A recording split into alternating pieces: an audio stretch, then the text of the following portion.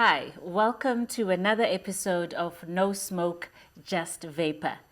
Today we have a very special guest, Dr. Edward Makgotlho, who will tell you himself about what it is that he does. Eddie, welcome. Thank you, Asanda. Thank you for having me. Just tell our viewers, Eddie, what it is that you do specifically. So I'm a scientist by profession. I'm an academic. I've worked with numerous topics, infectious diseases, being in pharmaceutical companies and medical affairs positions. And my interests currently are in THR, that is tobacco harm reduction. And thank you for having me. And it is for that very reason why we have you here, Eddie. I mean, you know about this very controversial bill that's currently with Parliament that seeks to regulate for the first time electronic nicotine delivery systems, and a lot has been said about it. And a lot is premised on the harms or perceived harms of vaping products. Can you just give us an overview in terms of the risk spectrum when it comes to combustible tobacco, vaping products, and other nicotine products? Absolutely. First of all, I think there needs to be a distinction. I think, speaking about the bill, you say that it lumps up the electronic cigarettes with combustible FMC, or what we call cigarettes, right? There's a huge difference. At a fundamental level, there's a difference in vapor, what we call vapor, and what we call smoke, right? Smoke is produced when you combust anything, right? And vapor is basically like a steam, right? You see the steam when you boil water. That's the difference, the fundamental difference. Smoke contains, from cigarette, numerous chemicals, right? About 7,000 chemicals are released, in fact, when you light up a cigarette and inhale it. With vapor, the difference is that, or with e-cigarettes, the difference is that there's only 5 key elements or ingredients. That is water, propylene glycol, vegetable glycerine, nicotine, and flavorings. Some may not have nicotine inside. So it really doesn't make sense how you lump up such a harmful substance with something so basic at fundamental level. When we speak about vaping products, you hear key opinion leaders, experts in your area speak about the toxicology in vaping products. Yes. Can you just tell our viewers what toxicology is all about and how it applies to these products specifically? Yes. So toxicology is basically the science or the study of toxins, right? Toxins are those chemicals or entities that would harm the body in some way, right? Unbalance the body in some way. In vaping, for example, there's been numerous claims, right, that nicotine is harmful, for example. Nicotine is not harmful. It has not been shown to cause cancer or any cardiovascular. There's no concrete evidence or conclusive evidence showing that. On the other hand, when we talk about toxins or chemicals or carcinogens, we often refer to them as carcinogens in smoke, in cigarette. We're speaking about those chemicals, those 7,000 chemicals I've mentioned that are able to cause cancers in the body. Whilst with vaping or e-cigarettes, you don't get the same toxicants as you would in a cigarette. So let's compare, Dr. Eddie, an individual who has never vaped nor smoked, Yes. a person who vapes, has never smoked, and a person who used to smoke and now vapes. I mean, if you look at I don't know if it's biomarkers or something like the biomarkers. Correct. I mean, you'll just explain what that is. Correct. What the difference is then in terms of the toxins that are found in the body, Yes. if any. So So when when the WHO came up with these particular carcinogens, there has been 9 commonly known that are called nitrosamides. Some are formaldehyde, for example. These are those entities or those chemicals in cigarettes that conclusively have been demonstrated to cause cancer. Right. We know this. So, in science, there's various methods and ways of doing science. And science has shown and demonstrated that in e-cigarettes, these particular 9 toxins are way below levels of detection. Numerous studies have shown that. So when we speak biomarkers, it's basically those markers in the body. They're produced by cells when they're exposed to something that is harmful, right? So if you have a biomarker for cancer, for example, it would be elevated in these cells if exposed to any of these 9 chemicals. So those studies have been done, and it shows 99%. Some studies show 99% reduction of biomarkers in vaping versus your e-cigarettes, which goes to show as well. So the studies then would go and look at smokers, never smoked as a control, right, and vaping. And you see that the vaping population and the control, meaning that the never smokers, basically have the same biomarkers, right, versus your smoking. So that's what we talk about when we say biomarker studies. So that's where the toxicology and the understanding needs to come when going into this bill. There's fundamental differences in biology of these products, in the way, in clinical information, population studies. I mean, you have seen decreasing smoking rates in some countries who have taken a completely different pathway in terms of regulation for these products.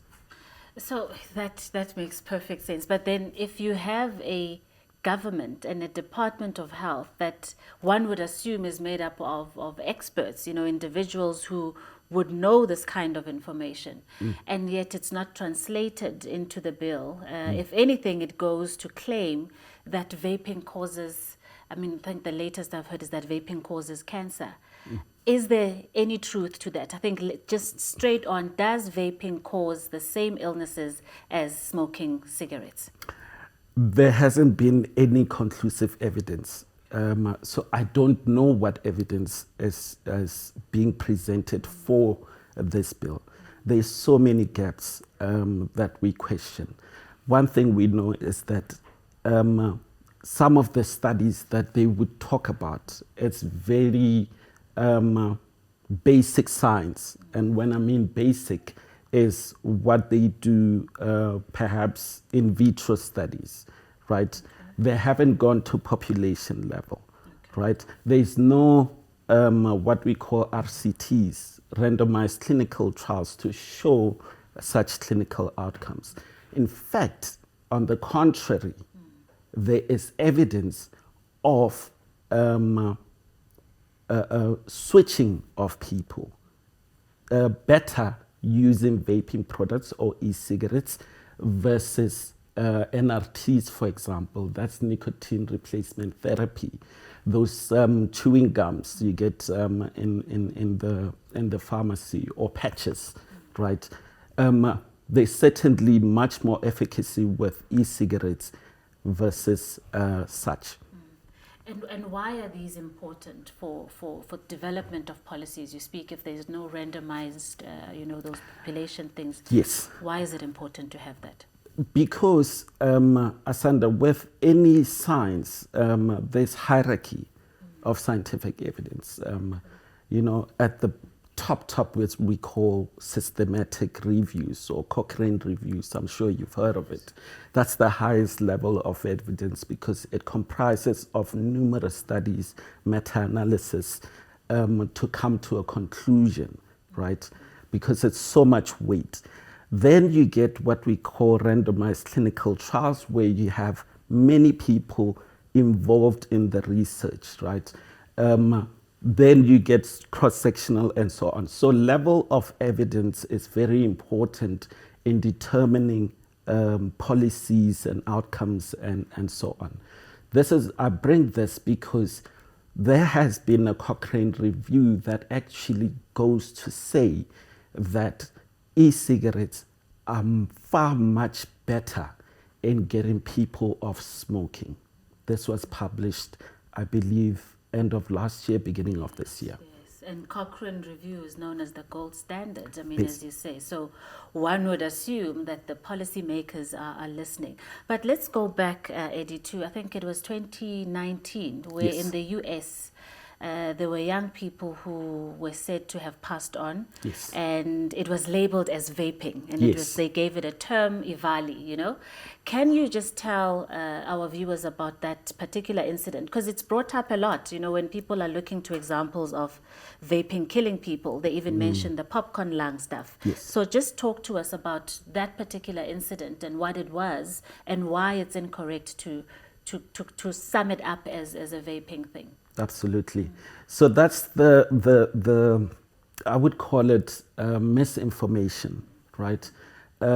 So what happened in the US is that numerous people were coming into hospitals presenting with similar symptoms of lung problems. After investigation, they, would name it Iali.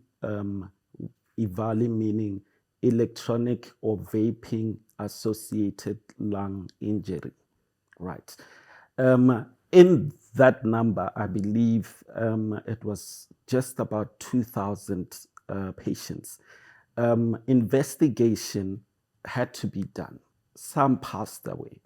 So post-mortem and investigation showed that actually it was the vitamin E acetate that is actually the cause, partially the cause, because it was over 67% or so on of those patients contained this particular chemical in their bowel fluids, bronchial alveolar lavage fluid. So it's the fluid in the lungs.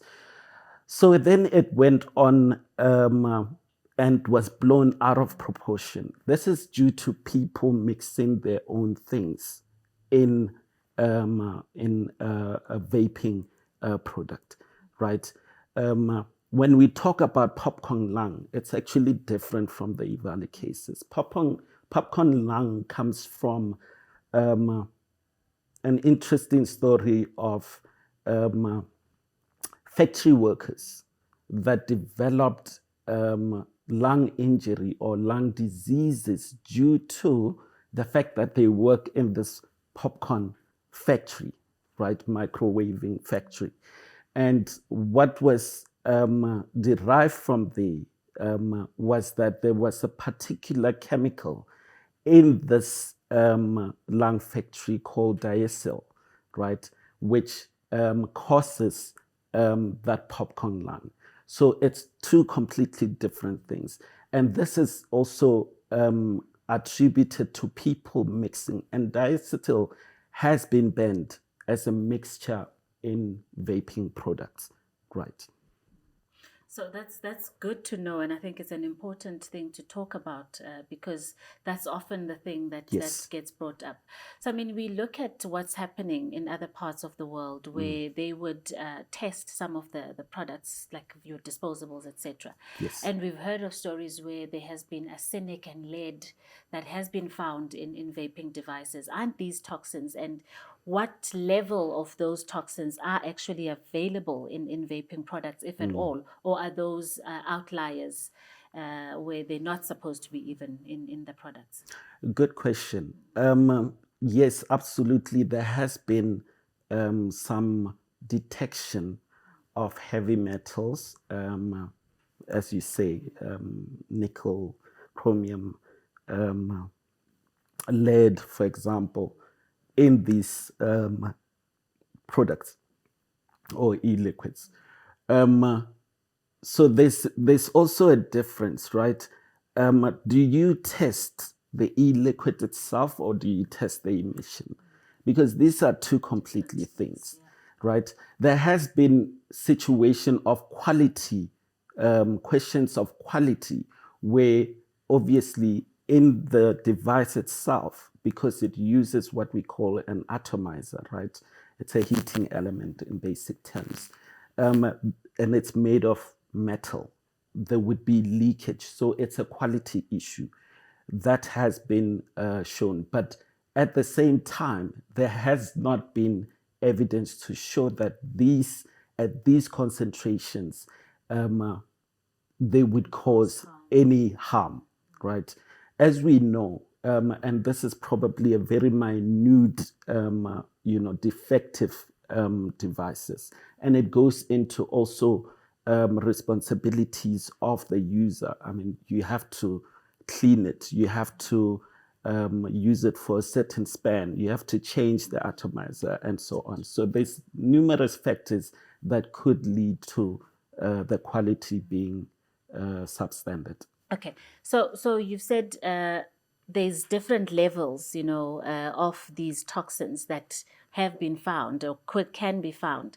So how do you determine which ones what levels are okay for the body to absorb and what levels are not okay for the body?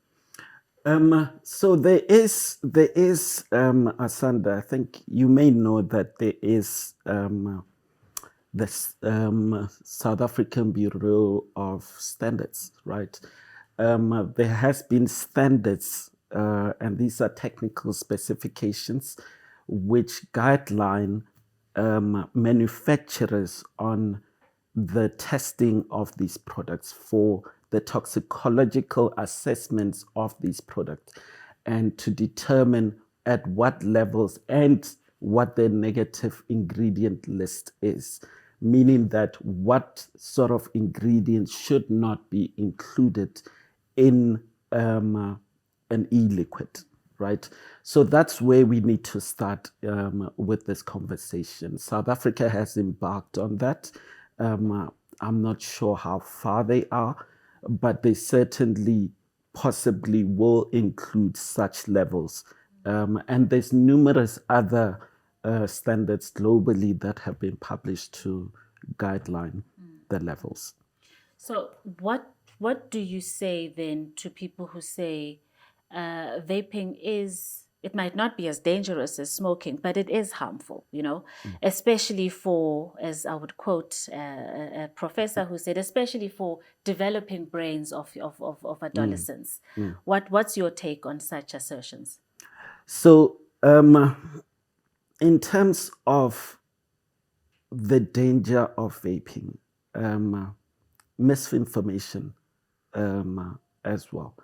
Scientific evidence points in a completely different direction.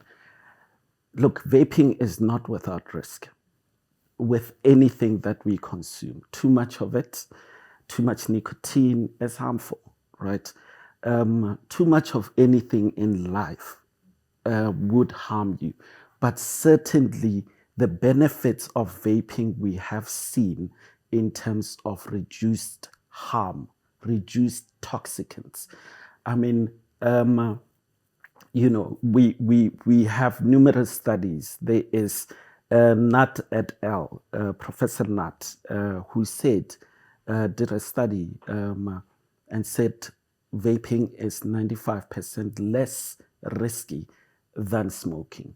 This is sentiments from the Royal College of Physicians in the UK. This is sentiments from Public Health England, for example. So all these big entities that are involved in policy making in England, if I may just digress Yes, a bit, please, Makgotlho. in England, there has been just recently what they call swap to stop, where they're incentivizing smokers to uptake, and they're giving away 1 million vape products to smokers to encourage them to switch.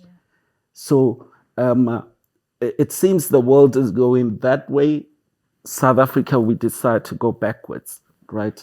There's numerous interventions in public health for smoking, but have not yielded the results that they have seen in England, utilizing or encouraging the switch to vaping. In the US as well, New Zealand has taken a different approach. Sweden has taken a different approach, where in Sweden you see the lowest tobacco-related diseases and the lowest smoking rates in all of Europe. They've reached a target of 5%, right? Yeah. That is 20 years before the WHO targets in 2040. That is the message I want to leave.